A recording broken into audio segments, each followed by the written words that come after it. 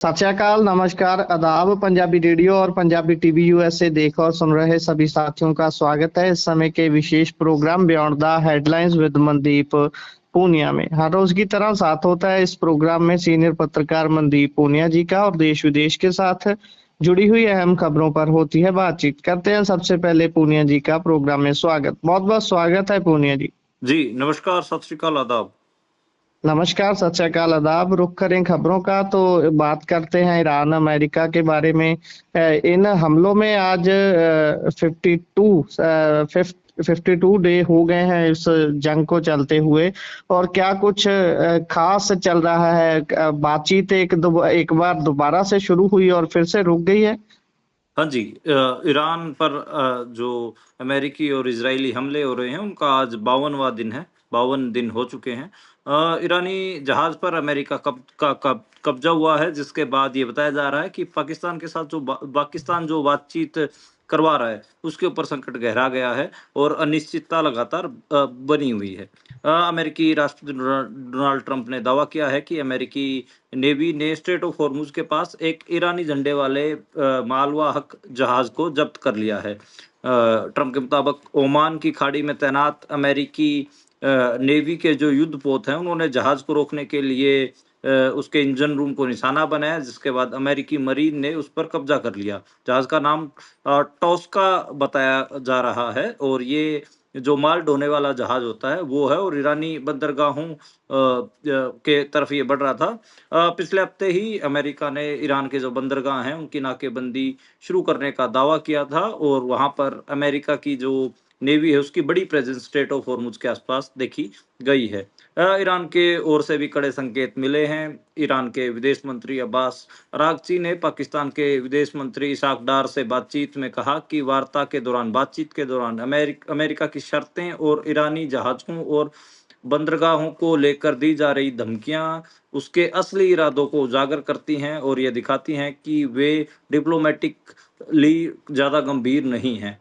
तो खैर, Iran America को कम गंभीर मान रहा है और कहा है कि ये उनके साथ सरासर धक्का हो रहा है और दोनों देशों में अब अविश्वास लगातार बढ़ रहा है। जो ईरान के पहले उपराष्ट्रपति मोहम्मद रजा आरिफ हैं, उन्होंने अपन बात करें कि जो ऑयल मार्केट है उसको लेकर चेतावनी दी है। उन्होंने कहा है कि अगर ईरानी तेल निर्यात पर आर्थिक और सैन्य मिलिट्री जो दबाव है वो जारी रहेगा तो इसका असर पूरे वर्ल्ड की जो फ्यूल की जो कीमतें हैं, जो प्राइसेस हैं, उनके ऊपर, फ्यूल प्राइसेस के ऊपर पड़ेगा। उनके मुताबिक ईरान के तेल निर्यात को सीमित रखते हुए दुनिया में एनर्जी सिक्योरिटी बनाए रखना संभव नहीं है। तो सभी के लिए जो तेल बाजार है खुला होगा या फिर इसकी कीमतें सभी को चुकानी पड़ेंगी। खैर, जमीन स्तर पर जो टकराव है उसकी मानवीय कीमत भी होती है, लोगों की डेथ्स भी होती हैं। तो ईरान में अब तक कम से कम 3000 लोगों की डेथ हो चुकी है। लेबनान में 2500 के आसपास ये जो संख्या ये पहुंच गई है। इजराइल में भी मौतें हुई हैं, तकरीबन 100 के आसपास तक इजराइल में भी मौतें हुए हैं। और अरब के जो देश हैं, बाकी खाड़ी मुल्क हैं, उनमें भी किसी में 10, किसी में 5, ऐसे कई जगह पे जो मौतें हैं वो देखने को मिली हैं। तो खैर, कुल मिलाकर हम कह सकते हैं कि एक तरफ तो जो मिलिट्री ऑपरेशंस हैं वो तेज हो रहे हैं, एक दूसरे के जहाजों के ऊपर कब्जा किए जाना चल रहा है, तो दूसरी तरफ जो बातचीत की जो संभावनाएं हैं, डिप्लोमेसी जो चल रही थी, टेबल टॉक जो चल रहे थे, वो कमजोर पड़ते हुए दिख रहे हैं। जी, और अभी इससे आगे बढ़ते हैं तो बीते दिनों में हमने देखा है कि जब वुमेन रिजर्वेशन बिल लाया गया वो नहीं टिक पाया, संसद में गिर गया और उसके बाद पीएम अगले ही दिन शाम को 8:30 बजे देश को संबोधन करने टीवी पर आते हैं। पहले तो ये देखने वाली बात है कि पीएम इस घेरे में आते हैं या नहीं, कि उनकी तरफ से जो बोला गया उसके बाद 700 से अधिक नागरिकों ने पीएम के इस राष्ट्र के नाम संबोधन को आचार संहिता का उल्लंघन बताया है। चुनाव आयोग को इसकी शिकायत भी की गई है। अगर ऐसी स्थिति है तो फिर इसको कैसे डील करेंगे हम, या फिर इलेक्शन कमीशन इसको, वैसे तो हम सब जानते ही हैं कि इसको धूल में उड़ा दिया जाएगा, इसकी कोई जांच कोई कुछ होने वाला तो नहीं है, लेकिन फिर भी अगर टेक्निकली देखना हो तो क्या प्रधानमंत्री इस घेरे में आते हैं, क्योंकि देश के नाम संबोधन तो वो जनरली किसी भी सिचुएशन में कर सकते हैं या नहीं? देखिए, गुरप्रीत, इसको लेकर अलग-अलग किस्म की प्रतिक्रियाएँ हैं। मैंने भी इसको इसको लेकर एक लेख लिखा था, उसके बारे में बात करूँगा मैं। 700 से ज़्यादा जो जागरूक नागरिक हैं, सिविल सोसाइटी के मेंबर्स हैं, उन्होंने इलेक्शन कमीशन को एक लिखित शिकायत दी है। उसमें आरोप लगाया है कि 18 अप्रैल को उन्होंने राष्ट्र के नाम पर जो संबोधन दिया था, उसका वो उस माध्यम से चुनाव प्रचार कर रहे थे, जो कि आदर्श आचार संहिता का उल्लंघन है। एक सब ये एक संबोधन एक असाधारण सार्वजनिक भाषण था, पब्लिक स्पीच था, जिसमें उन्होंने अपोजिशन पार्टियों को टारगेट किया। यह भाषण तब दिया गया जब उनकी सरकार की महिलाओं को आरक्षण देने की कोशिशें, जिसके लिए लोकसभा का विस्तार करने और परिसीमन जो प्रक्रिया शुरू करने का एक जो विवादित योजना थी, वो लोअर हाउस में यानी लोकसभा में नाकाम रही। खैर, इस जो शिकायत दी गई, इसमें बहुत सारे सिविल सर्वेंट हैं, एजुकेशनिस्ट हैं, बहुत सारे प्रोफेसर हैं, बहुत सारे सामाजिक कार्यकर्ता हैं, पत्रकार हैं। खैर, ये जो भाषण है, ये दूरदर्शन, ऑल इंडिया और ऐसे जो सरकारी पैसे से जो खर्च से चलने वाले जो मंच हैं, उनके ऊपर प्रसारित किया गया और अलग-अलग जगह पे भेजा गया, और इसको लेकर कड़ी आलोचना जो विपक्ष के नेता लोग हैं, इवन समाजवादी पार्टी के जो राष्ट्रीय अध्यक्ष हैं अखिलेश यादव, उन्होंने तो प्रेस कॉन्फ्रेंस करके इसके खिलाफ अपनी बात रखी है। अब मैं बात करता हूँ, मैंने भी इसको लेकर अपना एक लेख लिखा था। उसमें मैंने यही बात कही कि अगर ये फिर जो राष्ट्र के नाम पे संदेश दिया गया, ये चुनावी धमाका था या चुनावी प्रचार था या राष्ट्र के नाम संदेश था? मेरा पहला आर्गुमेंट तो यही रहा कि प्रधानमंत्री नरेंद्र मोदी का अधिकार है कि वो राष्ट्र को संबोधित करें, इसमें कोई शक नहीं है। लेकिन ये अधिकार तब इस्तेमाल होता था जब देश पर कोई संकट आए, कोई दुनिया लेवल की अचीवमेंट हो, या फिर आपने कोई बड़ी अचीवमेंट हासिल की हो इंटरनेशनल लेवल की, या कोई बाढ़ आ गई हो, या कोई आपदा आई हो, या दुश्मन देश ने हमला कर दिया हो, या आपने देश के साथ कोई साझा खुशी या साझा दुख, दोनों में से कोई एक आपने मनाना हो, तो तब राष्ट्र के नाम पे संदेश दिए जाते थे। कोई साझी खुशी होती थी, कोई बड़ी अचीवमेंट, जैसे अंतरिक्ष में भारत का कोई एस्ट्रोनॉट पहुंच गया हो, तब उसकी खुशी शेयर करनी हो, या कोई साझा दुख, कोई आपदा आई जिसमें लोग मारे गए, इस किस्म की बातों पे नरेंद्र मोदी देश को एकजुट करने के लिए, एक साझा खुशी या साझा दुख साझा करने के लिए प्रधानमंत्री भाषण देते थे। लेकिन अब बिल्कुल उल्टा। खैर, ये जो प्रधानमंत्री है मोदी जी, ये राष्ट्र के संदेश का नाम का इस्तेमाल विपक्ष के साथ राजनीतिक स्कोर सेटल करने के लिए कर रहे हैं। इतनी बेरहमी कोस रहे हैं जैसे इनकी सच में विपक्ष वालों ने कोई भैंस खोल ली हो। खैर, हम अब याद करिए 18 अप्रैल को जो रात को उन्होंने 8 बजे संदेश दिया, उसमें जो उनके सामने टेलीप्रॉम्प्टर था, उस पर लाइनें दौड़ रही थी। Modi ji full method actor बन नोएडा के पत्रकारों की तरह उन लाइनों को पढ़े जा रहे थे। लोग बैठे बैठे सोच रहे थे कि ये राष्ट्र के नाम संबोधन है या चुनावी रैली का मुफ्त टिकट। तो ये ज्यादा चुनावी रैली का टिकट ज्यादा लग रहा था। खैर, मेरे को लगता है कि विपक्ष को अगर इतना कोसना ही था तो सीधे वो कहते कि मैं भाई चुनावी भाषण दूंगा, आओ और आप मेरा मुफ्त में भाषण सुनो, तो अपने पैसे से चाय बिस्किट खाओ। पर खैर, वो उन्होंने ऐसा तो किया नहीं, राष्ट्र के नाम संदेश दिया, और इस राष्ट्र के नाम के संदेश में मतलब सरकारी खजाने से इतनी भव्य, इतना लंबा, इतना मैं करने वाला सा भाषण दिया, तो ये भी अपनी बात है। वही अगर मान लो आपको अपोजिशन को क्रिटिसाइज करना था, कम से कम अपने जो तथ्य थे, फैक्ट थे, उनको ठीक कर सकते थे। बेसिर पैर की बातें की, अनर्गल बकवास, एक ही वाक्य को बार बार दर्जनों बार घुमाया, जैसे कोई पुराना टेप फंस गया हो। महिलाओं को आरक्षण, महिलाओं को आरक्षण, अरे भाई प्लेयर बंद करो, ये जो रिपीट कैसेट चला रहे इसको बंद करो। प्रधानमंत्री जी को सदमा लगा, क्योंकि उनका जो विधेयक था जिसको पास करवाना चाहते थे परिसीमन का, वो गिर गया है उनका। आप मतलब सच्चाई भी नहीं बता रहे हैं कि 20 सितंबर 2023 को ही महिलाओं के लिए 33% रिजर्वेशन का जो विधेयक है वो पास हो चुका है। अब जो ये लेकर आ रहे थे, उन महिलाओं की 33% सीटों को रिजर्व करने के लिए 880 सीटें बढ़ा रहे थे, यानी कि ये परिसीमन कर रहे थे। विपक्ष ये कह रहा था कि जो अभी 543 सीटें हैं लोअर हाउस की, लोकसभा की, उसी में ही आप इसको एडजस्ट करिए, इसी में ही आप दीजिए रिजर्वेशन। लेकिन ऐसा तो उन्होंने किया नहीं। खैर, अभी यही है कि महिलाओं का नाम लेके वो कहीं न कहीं विपक्ष के साथ स्कोर सेटल कर रहे हैं। और ये जो इतना लंबा झूठा और जो रिपिटेटिव जो भाषण था, ये चुनावी प्रचार था, कोई राष्ट्र के नाम संबोधन नहीं था। जी। और इससे आगे बढ़े तो बात तमिलनाडु की करते हैं। पटाखा फैक्ट्री में विस्फोट हुआ, 23 मजदूरों की मौत हो गई, कई घायल हैं। वही वर्क प्लेस पे सेफ्टी ना होने का कारण। हाँ, बिल्कुल, ये तमिलनाडु के विदुनगर की बातचीत है। और वहाँ पर एक वंजा फायरवर्क्स यूनिट थी, उसमें आग लगी और 23 मज़दूरों की डेथ हुई है। 25 अभी भी बहुत गंभीर तौर पर ज़ख्मी हैं, उनका इलाज चल रहा है। और जो ये फैक्ट्री थी, ये बिना छुट्टी वाले दिन बिना किसी परमिशन के चल रही थी। और जो इसके अंदर जो सिक्योरिटी, जो सुरक्षा के मानक होते हैं, उनका उल्लंघन तो पाया ही गया है। इसी वजह से हादसा भी हुआ है। खैर, जो इंडिया में वर्क प्लेस है, उसकी जो स्थितियाँ हैं, वो काफ़ी गंभीर होती हैं। यहाँ पर बहुत अनसेफ कंडीशंस में मज़दूर हैं, यहाँ के काम काम कर रहे हैं। उसी का ही ये नमूना है। एक रिफाइनरी में भी आग लगी है, जिसका अभी आने वाले दिनों में नरेंद्र मोदी उद्घाटन करेंगे। तो ऐसा ऐसा नहीं है कि ये एक खबर, ये क्योंकि इसमें डेथ टोल इतने बड़े हैं, तो ये हाईलाइट हो गई है।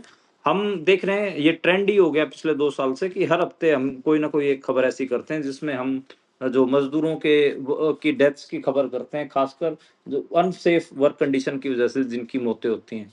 तो बड़ा अजीब भी लगता है कि एक जो जिसकी वजह से देश का पहिया चलता है, अर्थव्यवस्था का जो पहिया चलाते हैं, जो मेन अपन कहें कि हाथ से कमा के खाने वाले लोग हैं, वही अपने वर्किंग कंडीशन में सेफ नहीं है और काम करते करते उनकी मौतें हो जा रही हैं। बिल्कुल, बिल्कुल। बड़ी चिंता का ये विषय है। इससे आगे अगर बढ़ें तो हमने बीते दिनी नोएडा के क्षेत्र में बहुत बड़े-बड़े प्रदर्शन देखे हैं मज़दूरों के, फैक्ट्री मज़दूरों के ख़ास तौर पर। वो उसको जैसे जिस तरीके से यूपी की पुलिस ने कुचलने की कोशिश की, मैं भी काफ़ी रिपोर्ट्स देख रहा था वहाँ से। कुछ लड़के और लड़कियाँ अच्छी रिपोर्टिंग ग्राउंड से कर रहे थे। तो क्या सारा माजरा है उनका? वैसे तो आपने बीते दिनों में बताया भी था कि हरियाणा से ये चेटक लगी और हरियाणा के बाद वहां प्रदर्शन हुए, लेकिन हरियाणा की तर्ज पर वहां गए और अभी भी दमन जारी है लगातार। काफी सारे वैसे देख रहा था कि मजदूर अभी भी लापता है। उनको, उनके परिवार वालों को पुलिस कुछ भी नहीं बता रही कि कहाँ रखा हुआ है उनको। देखिए, बिल्कुल आपने सही कहा कि बहुत सारे जो मज़दूर हैं, वो अभी भी डिटेंशन्स में हैं, या पता नहीं कहाँ लापता है, उनके परिवार ढूँढ रहे हैं। जो आंदोलन हुआ है मज़दूरों का, उसके बाद जो भारत की अर्थव्यवस्था है, उसकी कलई तो खुली गई है। ख़ैर, गोदी मीडिया के साथ मिलकर जो उत्तर प्रदेश पुलिस है, अब मज़दूर और मज़दूरों के आंदोलनकारियों को बदनाम कर रही हैं। बहुत सारे ऐसे जो सामाजिक कार्यकर्ताओं की गिरफ्तारी हुई है, कवि की गिरफ्तारी हुई है, अभी 2 पत्रकारों को भी गिरफ्तार किया गया है। और जो मज़दूरों के कार्यकर्ता हैं, जो जो मज़दूरों के लिए काम करते हैं, उनकी भी गिरफ्तारियाँ हुई हैं। और उनको लगातार वॉयलेंट और उनके खिलाफ लगातार दुष्प्रचार किया जा रहा है। उसमें उत्तर प्रदेश पुलिस और जो गोदी मीडिया है, वो लगातार मजदूरों के इस प्रदर्शन के खिलाफ है। कभी इसमें एक साजिश ढूंढ लेती है, कभी कभी पाकिस्तान कनेक्शन, कभी नक्सल कनेक्शन। और मजदूरों की जो जायज मांगे हैं, उसमें जो जो चीजें हैं, उनको लेकर लगातार खराब किया जा रहा है। एक आदित्य आनंद नाम का लड़का है, उसको भी गिरफ्तार किया गया, पत्रकार है वो। तो खैर, यही है कि जो सरकार साजिश कर रही है, और पुलिस और गोदी मीडिया मजदूरों को के आंदोलन को लगातार वहां पर बदनाम किया जा रहा है। जी।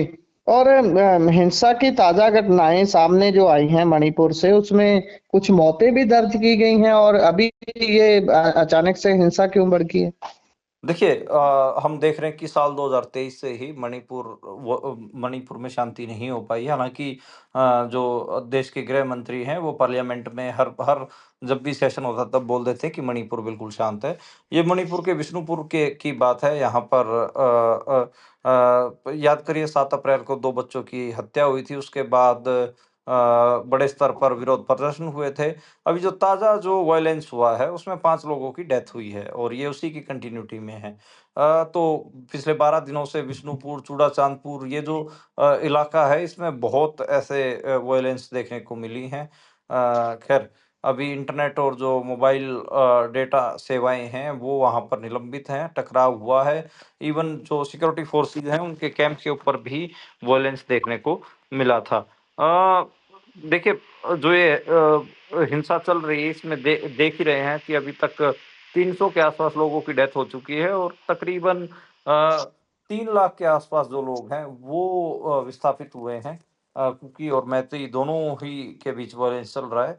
अभी कोई गिरफ्तारी हुई नहीं है, लेकिन देखा ही जा रहा है कि लगातार वहाँ पर लोग सड़कों पे उतर रहे हैं। अब जैसे पहले कुकी जो समुदाय थे, कुकी जो संगठन थे, उन्होंने बीजेपी का बहिष्कार किया था।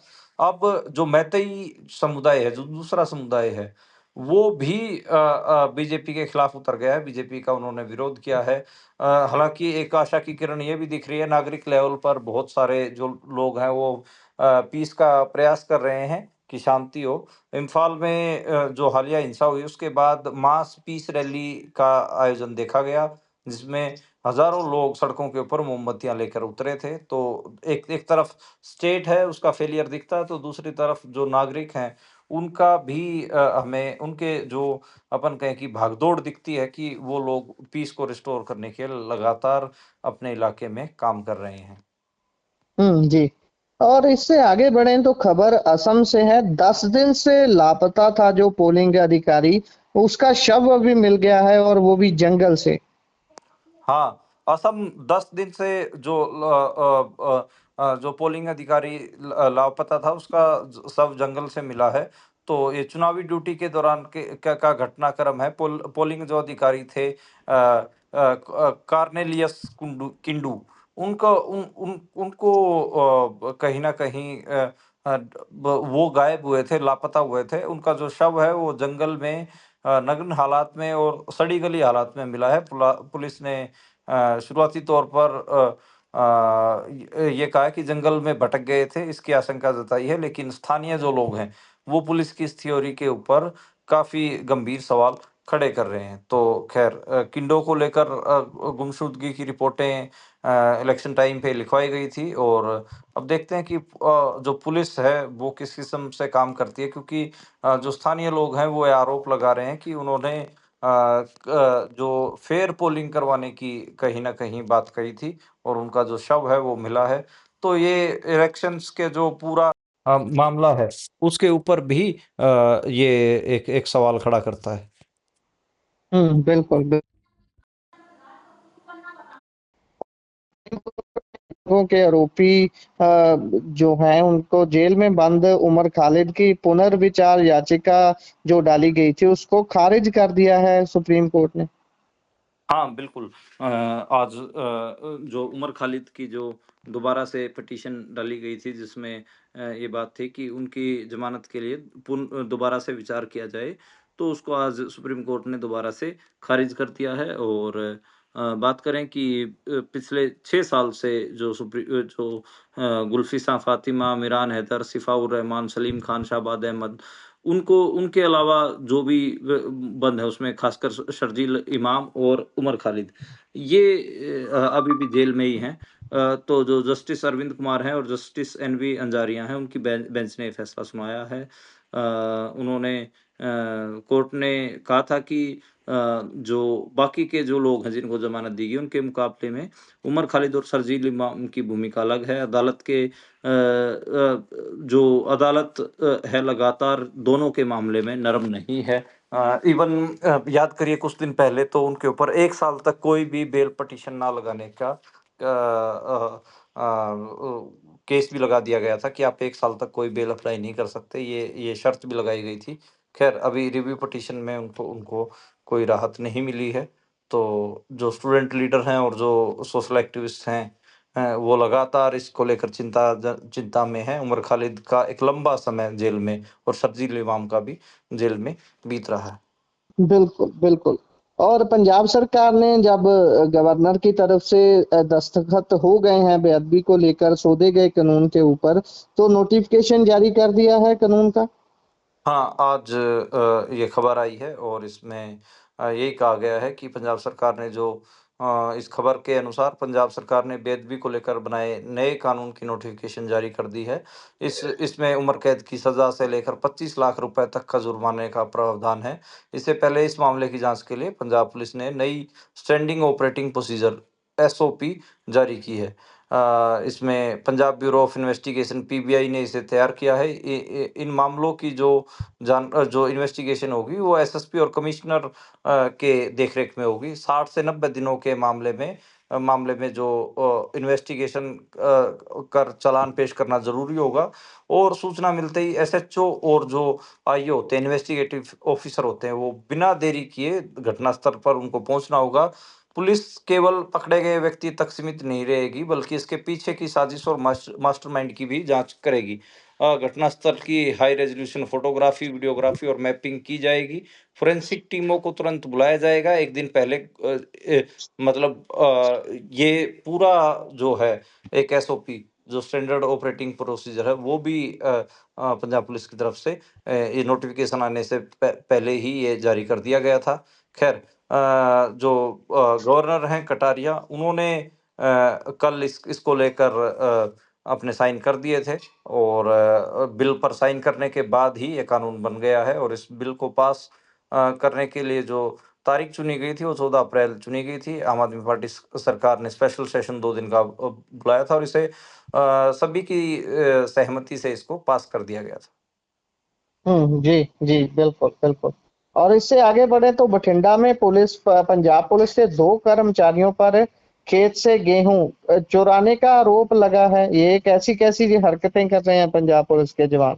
देखिए, ये बड़ा अजीब है कि किसान आंदोलन के दौरान किसानों की ट्रैक्टर ट्रालियां इस सरकार ने चुराई। इस सरकार के और उसमें पंजाब पुलिस आपको दिखी। जो शंभू बॉर्डर है और खनौरी बॉर्डर है, वहां पर पंजाब पुलिस के जो लोग हैं वो किसानों का सामान चुरवाते हुए बिल्कुल साफ उनकी भूमिका दिखी। इसके अलावा मंत्री साहब का तो कहना ही क्या, जिन्होंने ट्रॉली बनवा ली थी और उसके पैसे नहीं दिए थे। खैर, अभी जो मामला है वो पंजाब पुलिस के 2 कर्मचारियों ने 15 एकड़ में गेहूं चुरा ली है और इसमें जो महिला हैं सामने आई हैं, महिला किसान अकविंदर कौर बताया जा रहा है। उन्होंने कहा कि उनके पति अमनिंदर सिंह के हत्या के मामले में वो जेल में है और उनके पास लगभग 17 एकड़ जमीन है जिस पर वो खेती करते हैं। अकविंदर कौर ने बताया कि उनके 9 अप्रैल को तकरीबन 17 एकड़ में से 15 एकड़ में गेहूं की फसल कटवा ली और जो 2 पुलिस के कर्मचारी हैं वो आए और वो उनकी कटी हुई फसल को चुपचाप वहां से चुरा कर ले गए, ट्रैक्टर ट्रालियों में ले गए। उन्होंने तलवंडी साबो पुलिस थाने में अपनी जो शिकायत है वो दर्ज करवाई है। जी, इसी के साथ प्रोग्राम का समय यहाँ समाप्त। बहुत बहुत धन्यवाद।